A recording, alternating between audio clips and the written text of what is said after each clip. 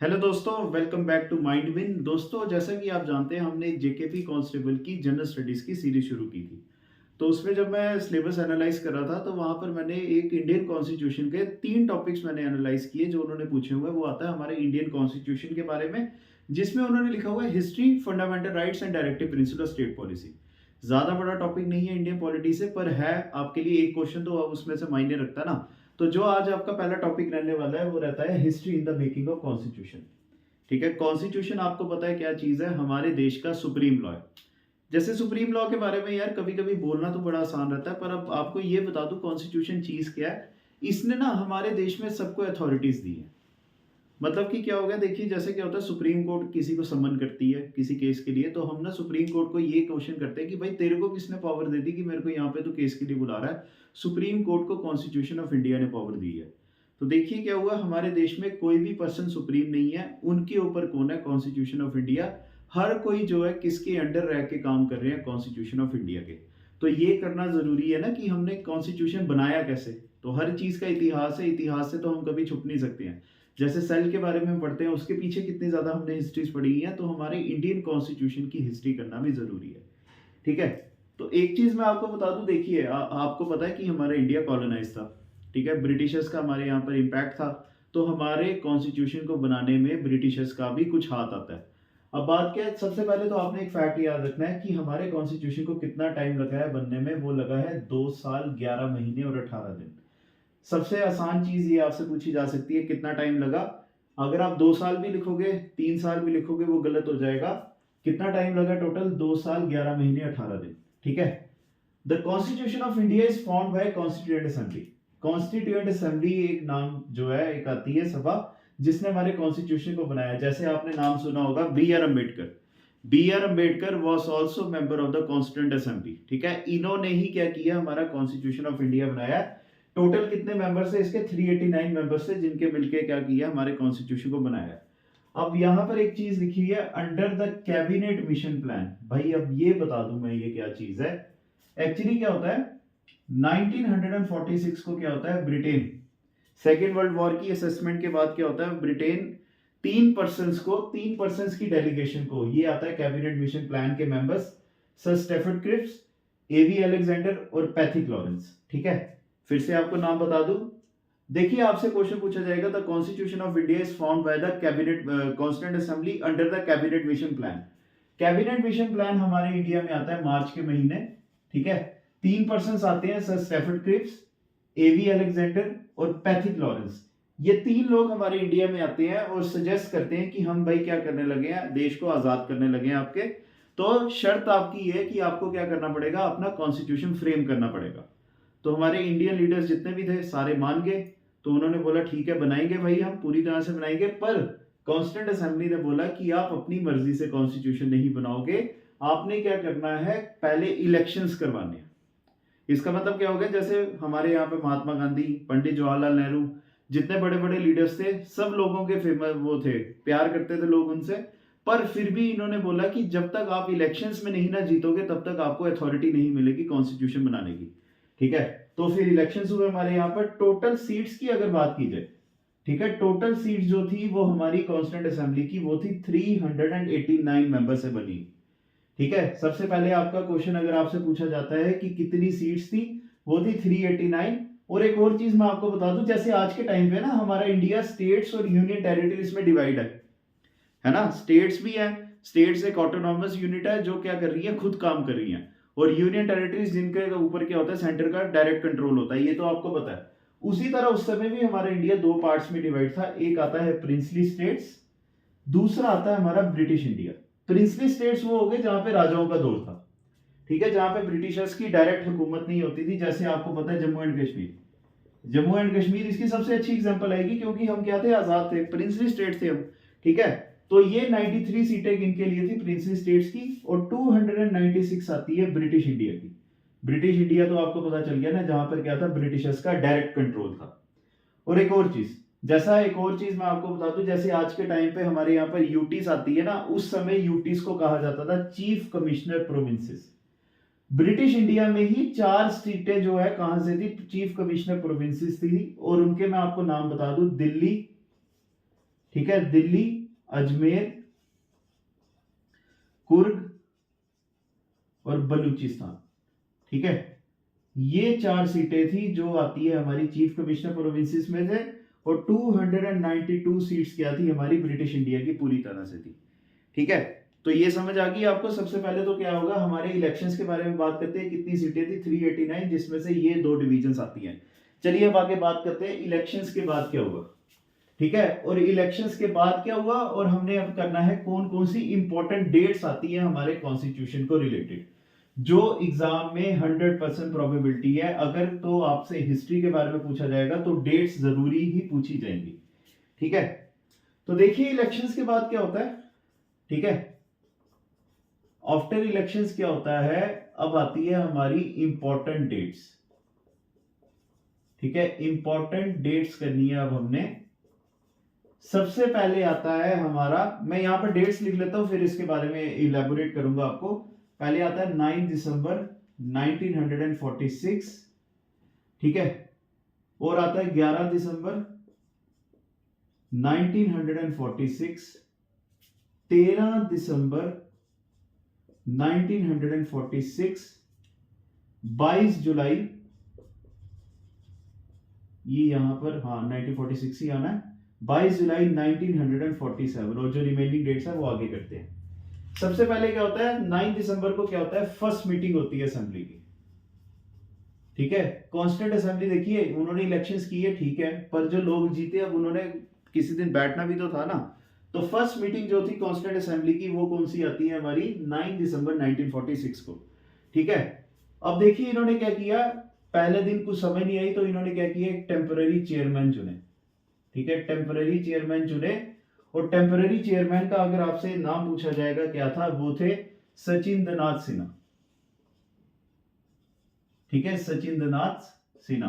तो अगर आपसे ये पूछा जाए who was the temporary president of the constituent assembly, जो कब चुने गए, या तो आपसे डेट पूछी जाएगी या आपसे ये पूछा जाएगा कौन थे वो। डेट आएगी 9 दिसंबर और वो कौन थे, सचिंद्रनाथ सिन्हा। अब देखिए 2 दिन के बाद क्या होते हैं, प्रेसिडेंट के इलेक्शंस होते हैं, प्रेसिडेंट और वाइस प्रेसिडेंट के। ठीक है, प्रेसिडेंट और वाइस प्रेसिडेंट, या आप इसको कह सकते हैं chairman and vice chairman of the constituent assembly, इनके इलेक्शंस होते हैं। और प्रेसिडेंट कौन बनते हैं कॉन्स्टिट्यूंट असेंबली के, वो बनते हैं डॉक्टर राजेंद्र प्रसाद। ठीक है, डॉक्टर राजेंद्र प्रसाद, आपको पता है ये कौन थे, ये थे हमारे देश के, आजाद देश के पहले राष्ट्रपति। ठीक है, डॉक्टर राजेंद्र प्रसाद को ये क्या करते हैं, प्रेसिडेंट चुनते हैं, और वाइस प्रेसिडेंट हमारे 2 बनते हैं। ठीक है, और वाइस प्रेसिडेंट कौन कौन से बनते हैं, वो बनते हैं हमारे, पहले आते हैं प्रोफेसर एच.सी. मुखर्जी। ठीक है, प्रोफेसर एच.सी. मुखर्जी, और दूसरे आते हैं वी.टी. कृष्णमाचारी। ठीक है, वी.टी. कृष्णमाचारी। ठीक है, ये इससे क्या होता है, मतलब 13 दिसंबर को आपसे ये पूछा जाएगा प्रेसिडेंट कौन चुनेंगे, वो चुनेंगे डॉक्टर राजेंद्र प्रसाद, और वाइस प्रेसिडेंट थे 2, पहले आते हैं प्रोफेसर एच.सी. मुखर्जी और दूसरे आते हैं वी.टी. कृष्णमाचारी। ठीक है, यहां तक समझ आ गई। देखिए प्रेसिडेंट के ऊपर ही आपके 2 क्वेश्चन बन गए। पहले तो आपसे पूछा जाएगा टेम्पररी प्रेसिडेंट कौन थे, वो थे हमारे सचिंद्रनाथ सिन्हा, और टेम्पररी अगर परमानेंट पूछा जाए वो थे डॉक्टर राजेंद्र प्रसाद, जो कॉन्स्टिट्यूशन बनने तक कॉन्स्टिट्यूंट असेंबली के क्या रहे, प्रेसिडेंट रहे। अब आता है 13 दिसंबर 1946। इस दिन क्या होता है, Pandit Nehru moved the objective resolutions. ठीक है, Pandit Nehru move the objective resolutions. ठीक है, ऑब्जेक्टिव रेजोल्यूशंस इन्होंने जो है लाए थे कॉन्स्टिट्यूंट असेंबली में, which was accepted by assembly on 22 Jain 1947। Actually क्या होता है, देखिए कॉन्स्टिट्यूशन के ऑब्जेक्टिव रेजोल्यूशंस का मतलब क्या हो गया कि पंडित जवाहरलाल नेहरू ना एक ड्राफ्ट लेके आते हैं और सबके आगे देते हैं, और सब मेंबर्स को कहते हैं कि हमारा कॉन्स्टिट्यूशन है ऐसा होना चाहिए। जैसे उस ऑब्जेक्टिव रेजोल्यूशंस में लिखा था कि हमारा कॉन्स्टिट्यूशन सेक्युलर होना चाहिए, डेमोक्रेटिक होना चाहिए, हमारा कॉन्स्टिट्यूशन रिपब्लिक होना चाहिए, हमारे कॉन्स्टिट्यूशन में एक इंडिपेंडेंट ऑर्गन जुडिशरी होनी चाहिए। तो वो सब उसमें उन्होंने एक प्रस्ताव लिखा था कि भाई हमें ये चीज डालनी चाहिए कॉन्स्टिट्यूशन में या नहीं डालनी चाहिए। अब देखिए टाइम तो लगता है ना उसको स्टडी करने के लिए। तो फिर इन्होंने टाइम लिया कॉन्स्टिट्यूंट असेंबली के मेंबर्स ने, और इन्होंने इसको एक्सेप्ट कब किया, 22 जनवरी 1947 को, जब पंडित जवाहरलाल नेहरू को बोला गया कि भाई हम आपकी बात मानते हैं, हम आपके आइडियाज पे, आपकी गाइडलाइंस पे चलेंगे, तो हम इन्हीं ऑब्जेक्टिव रेजोल्यूशंस को सामने रखते हुए क्या करेंगे, कॉन्स्टिट्यूशन को बनाएंगे। ठीक है, 13 दिसंबर और 22 जनवरी आपके लिए बड़ी इंपॉर्टेंट डेट है। अब आता है 22 जुलाई 1947। ये क्यों इसलिए जरूरी है, क्योंकि हमारा नेशनल फ्लैग क्या है, हमारा नेशनल फ्लैग वो आता है तिरंगा। ठीक है, नेशनल फ्लैग हमारा कब अडॉप्ट किया गया था, 22 जुलाई 1947 को। एक चीज मैं बता दूं, जब हमारे देश को 75 साल हुए, आजादी का अमृत महोत्सव जब हमने मनाया, तब हमने हर घर तिरंगा भी मनाया, क्योंकि दोनों एक साल में ही होते हैं। जब हमारे देश को आजाद हुए 100 साल हो जाएंगे, हमारे तिरंगे को भी एक्सेप्ट हुए कितने साल हो जाएंगे, 100 साल। ठीक है, तो यहां तक आपको याद समझ आ गई। 22 जुलाई 1947 को क्या होता है, हमारा नेशनल फ्लैग क्या किया जाता है, अडॉप्ट। अब इसके आगे की जो डेट्स आती है, अब हम उसके बारे में बात करते हैं। ठीक है, फिर हमारी लास्ट आएगी कि कब हमारा कॉन्स्टिट्यूशन बना। ठीक है, चलिए अब आगे चलते हैं। अब आपके आते हैं बी आर अम्बेडकर के बारे में हम बात करेंगे, और बी आर अम्बेडकर के बारे में हर किसी को पता है वो कितनी बड़ी पर्सनैलिटी थे। तो नेक्स्ट डेट आती है हमारी 29 अगस्त। ठीक है, 29 अगस्त 1947। ये इसलिए जरूरी है क्योंकि ड्राफ्टिंग कमेटी हमारी इस दिन बनी थी। ठीक है, ड्राफ्टिंग कमेटी हमारी जो है कॉन्स्टिट्यूशन की कब बनी थी, इस दिन बनी थी, कब, 29 अगस्त को। और इसके प्रेसिडेंट कौन चुने गए थे, या इसके चेयरमैन कौन चुने गए, बी आर अम्बेडकर। ठीक है, with doctor B R Ambedkar as its chairman. ठीक है, देखिए ड्राफ्टिंग कमेटी इसलिए जरूरी है कॉन्स्टिट्यूएंट असेंबली की, क्योंकि इसी ने सारा का सारा कॉन्स्टिट्यूशन अपने हाथों से लिखा हुआ है। ठीक है, तो इसके चेयरमैन बी आर अम्बेडकर, आप जानते हैं कौन थे ये, इनको फादर ऑफ इंडियन कॉन्स्टिट्यूशन कहा जाता है। तो यहां से ही इंपॉर्टेंट डेट क्या आती है कि क्यों 29 अगस्त 1947 हमारे लिए जरूरी है। अगर आपके वो वीडियो की स्टार्टिंग में याद होगा, मैंने आपको बताया था हमारे कॉन्स्टिट्यूशन को 2 साल 11 महीने और 18 दिन लगे हैं, याद है ना ये। अब बात करते हैं, ये 2 साल 11 महीने 18 दिन का सफर शुरू कब होता है, वो होता है 9 दिसंबर को। पर अगर आपसे ये पूछा जाए ये भाई सफर खत्म कब होता है, ये सफर हमारा खत्म होता है 26 नवंबर 1949। ठीक है, इसको अगर मैं साफ शब्दों में बोलूं, इसको हम मनाते हैं आज के टाइम पे कॉन्स्टिट्यूशन डे के रूप में। ठीक है, इसको हम कॉन्स्टिट्यूशन डे के रूप में मनाते हैं। ठीक है, अब एक और चीज, इसके बीच में 2 डेट्स हो रहेंगी, एक आएंगी हमारी 24 जैन 1950, फिर आता है आपका 26 जैन 1950। अब देखिए, आपको पता है 26 नवंबर को हमारा कॉन्स्टिट्यूशन क्या हो जाता है, पूरी तरह बनके तैयार हो जाता है। पर जब भी आप किसी से पूछते हैं, या आपसे कोई पूछता है कि 26 जनवरी को क्या हुआ, हम उसको क्या कहते हैं, हमारा कॉन्स्टिट्यूशन क्या हुआ, लागू हुआ। पर हम इसको किस रूप में मनाते हैं, हम इसको किस रूप में मनाते हैं, वो आता है हमारा रिपब्लिक डे। ये तो आपको पता होगा। फिर हम इसको कॉन्स्टिट्यूशन एनफोर्समेंट डे क्यों नहीं कहते भाई। ठीक है, कॉन्स्टिट्यूशन एनफोर्समेंट डे क्यों नहीं कहते हम। अब चलिए इसी के ऊपर चलते हैं। एक्चुअली क्या होता है, जब हमारा 26 नवंबर को कॉन्स्टिट्यूशन बना था ना, पहले तो क्वेश्चन ये आता है कि हमने 2 महीने क्यों वेट किया, कॉन्स्टिट्यूशन को लेट क्यों लागू किया। एक्चुअली क्या होता है, 1929 का ही 26 जनवरी जो था, ठीक है, 1929 का 26 जनवरी जो था, हम इसको पूर्ण स्वराज के रूप में जानते हैं। अब ये क्या है, इसके बारे में मैं आपको बता दूं। एक्चुअली क्या था, जब सबसे पहली बार पंडित जवाहरलाल नेहरू कांग्रेस के प्रेसिडेंट, आपसे ये पूछा जाए ना सबसे पहली बार पंडित जवाहरलाल नेहरू कांग्रेस के कब प्रेसिडेंट बने थे, वो 26 जनवरी 1929 को बने थे। ठीक है, कहां पर बने थे, लाहौर में। ये आपका मॉडर्न हिस्ट्री का भी एक पार्ट बनता है। अब एक्चुअली क्या होता है, जब पंडित जवाहरलाल नेहरू प्रेसिडेंट बनते हैं ना पहली बार, तब इन्होंने डिक्लेयर किया था पूर्ण स्वराज।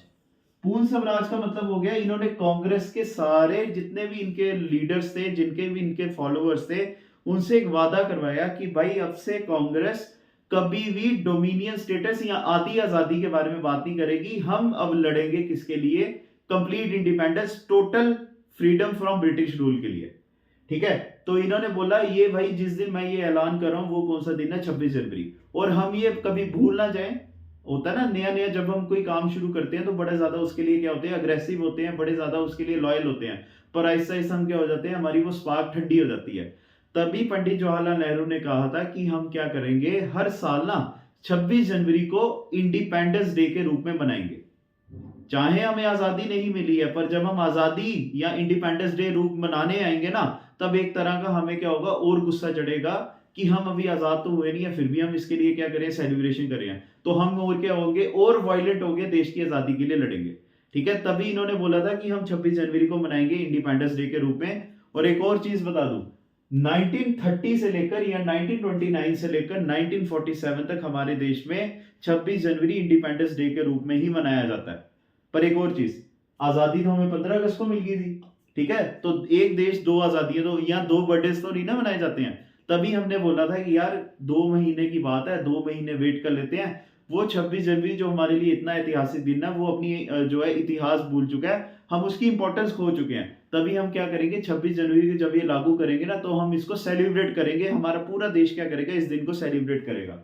तभी हमने क्या किया था, 26 जनवरी के अलावा या 26 जनवरी के बजाय हमने क्या किया, 26 नवंबर के बजाय क्या किया हमने, 26 जनवरी को अपना जो है कॉन्स्टिट्यूशन लागू किया।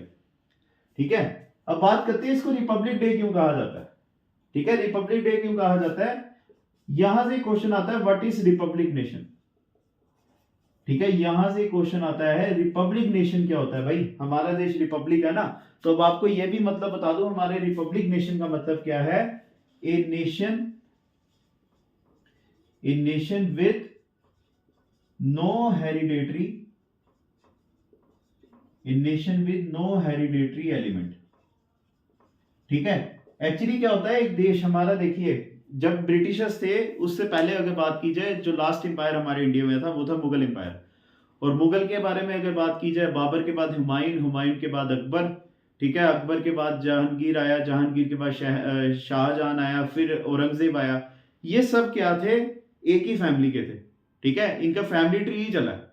तो एक जो देश होता है ना, जहां पे राजा वाली प्रथा होती है, वहां पे हम लोगों के पास चॉइसेस नहीं होती है, हमें वही फैमिली को क्या करना पड़ता है, फॉलो करना पड़ता है उनके रूल्स को, चाहे हम खुश होके करें चाहे हम दुखी होके करें, हमारे पास क्योंकि ऑप्शन नहीं होता। वो एक रिपब्लिक नेशन नहीं होता। ठीक है, एक रिपब्लिक नेशन कौन सा हो गया, एक ऐसा देश जहां पे जो रूलर्स है ना, जैसे हमारे देश के जो रूलर्स है ना आज के टाइम पे, वो है पीएम और प्रेसिडेंट। ये भी हम क्या कर रहे हैं, हर 5 साल के बाद चेंज कर रहे हैं।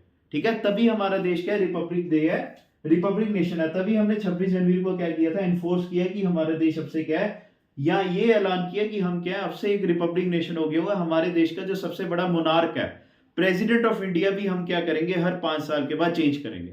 और आज तक जितने भी बार प्रेसिडेंट्स आए हैं, हमने इलेक्शंस के थ्रू ही क्या किए हैं, उनको चुने हैं। ठीक है, तो ये आ गया हमारा 26 जनवरी और 26 नवंबर में फर्क। इसको हम कॉन्स्टिट्यूशन डे तभी तभी मनाते हैं क्योंकि इस दिन हमारा कॉन्स्टिट्यूशन बना था। पर हमने इसको लागू कब किया, वो किया 26 जनवरी को।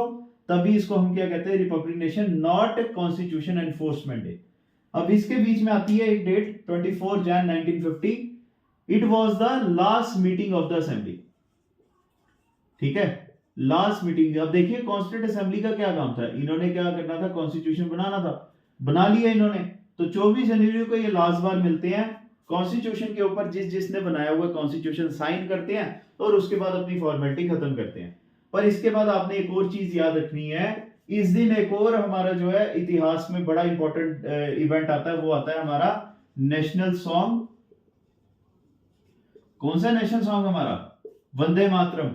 और नेशनल एंथम कौन सा हमारा, जनगण मन। ये दोनों हमने क्या किए थे, इसी दिन अडॉप्ट किए थे। कॉन्स्टिट्यूंट असेंबली ने क्या किया, एक और डिसीजन लिया, जैसे 22 जुलाई को नहीं हमने किया कि हमारा तिरंगा ही नेशनल फ्लैग होगा, उसी तरह हमने 24 जनवरी 1950 को ही डिसाइड किया था कि हमारा अब से जनगण मन और वंदे मातरम क्या होगा, नेशनल एंथम, राष्ट्रीय गान और राष्ट्रीय गीत होगा। ठीक है, तो चलिए भाई, ये हमारी डेट सारी आ गई, हमने सारी हिस्ट्री जो है कर ली, कौन कौन सी डेट्स आपसे एग्जाम में पूछी जा सकती हैं। इसके बाहर की कोई डेट नहीं पूछी जाएगी, बस एक डेट रह गई थी, वो भी मैं यहाँ पर लिख देता हूं, पर उसका कॉन्स्टिट्यूशन के साथ कोई रिलेशन नहीं है। वो आती है हमारी 28 जन 1950। ठीक है, 28 जन 1950, इस दिन हमारा क्या हुआ था, सुप्रीम कोर्ट ऑफ इंडिया। ठीक है, सुप्रीम कोर्ट ऑफ इंडिया क्या हुआ था, इनॉग्रेट हुआ था। ठीक है, तो चलिए भाई आज की आपकी वीडियो यहीं पे खत्म करते हैं और आज आपका history of Indian constitution complete होता है। नेक्स्ट वीडियो में आपके साथ मिलेंगे। अगर आपको हमारी वीडियो पसंद आई है तो लाइक जरूर कीजिएगा, कमेंट सेक्शन में बताना कि हमें क्या इंप्रूवमेंट की जरूरत है, और अगर आपको वीडियो पसंद आती है हमारे चैनल की कोई भी, तो आप उसको अपने दोस्तों के साथ शेयर जरूर कीजिएगा। तो थैंक यू गाइस।